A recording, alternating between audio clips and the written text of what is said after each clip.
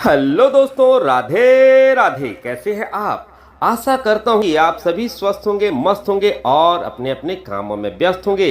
तो दोस्तों, चलते हैं आज की नई जानकारी की तरफ। एक नाग कन्या उलूपी ने अर्जुन के साथ क्यों बनाए संबंध? कैसे मिली अर्जुन को नाग कन्या उलूपी? जानिए प्रेम कथा।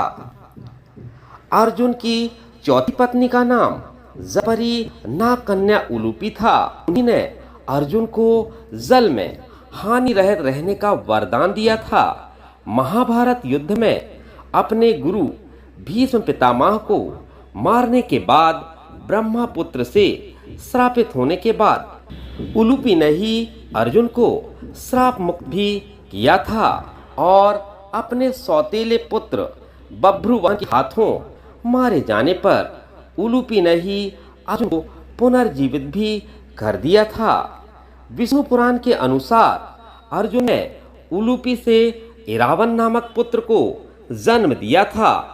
इसी इरावन को भारत के सभी हिजड़े अपना देवता मानते हैं।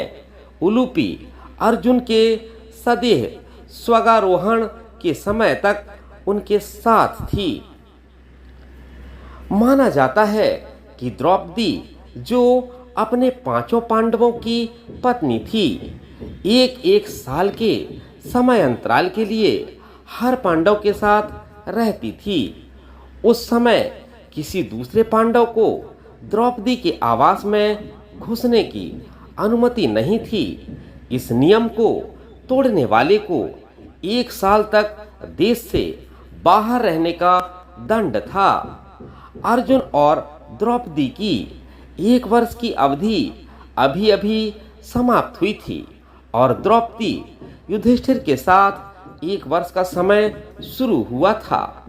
अर्जुन भूलवश द्रौपदी के आवास पर ही अपना तीर धनुष भूल आए, पर किसी दुष्ट ने ब्रह्मांड के पशुओं की रक्षा के लिए उन्हें उसी समय उसकी जरूरत पड़ी।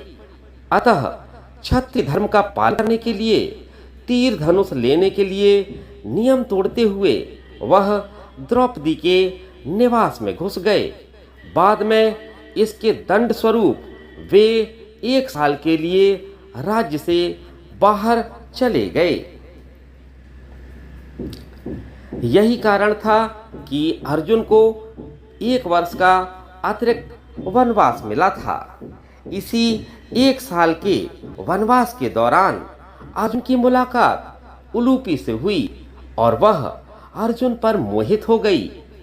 ऐसे में वह उन्हें खींचकर अपने साथ अपने नागलोक में ले गई और उससे अपने प्रेम का अनुरोध किया और अनुरोध करने के फलस्वरूप अर्जुन ने भी उसके इस प्रेम को स्वीकार कर लिया। अर्जुन को उससे विवाह करना पड़ा। कहते हैं कि दोनों 1 वर्ष तक साथ रहे। यह भी कहा जाता है कि अर्जुन ने नागराज के घर में ही वह रात्रि व्यतीत की। फिर सूर्योदय होने पर उलूपी के साथ अर्जुन नागलोक से ऊपर को उठे और फिर से हरिद्वार में गंगा के तट पर आ पहुंचे। उलूपी ने उन्हें वहां छोड़कर पुनः घर को लौट गई और जाते समय उसने अर्जुन को यह वर दिया कि आप जल में सर्वत्र अजेय होंगे और सभी जलचर प्राणी आपके वश में रहेंगे। अर्जुन और नागकन्या उलूपी के मिलन से अर्जुन को एक वीरवान पुत्र मिला, जिसका नाम इरावन रखा गया। भीष्म पर्व के 90वें अध्याय में संजय धृतराष्ट्र को इरावन का परिचय देते हुए बताते हैं, इरावन नागराज कौरव्य की पुत्री उलूपी के गर्भ से अर्जुन द्वारा उत्पन्न किया गया था। नागराज की वह पुत्री उलूपी संतानहीन थी। उसके मनोनीत पति को गरुड़ ने मार डाला था, जिससे वह अत्यंत दीन एवं दयनीय हो रही थी। ऐरावत वंशी कौरव्य नाग ने उसे अर्जुन को अर्पित किया और अर्जुन ने उसी नागकन्या को भार्या रूप में ग्रहण किया, अर्थात अर्जुन ने उससे शादी कर ली। इस प्रकार अर्जुन का पुत्र उत्पन्न हुआ। इरावन सदा मातृकुल में रहा।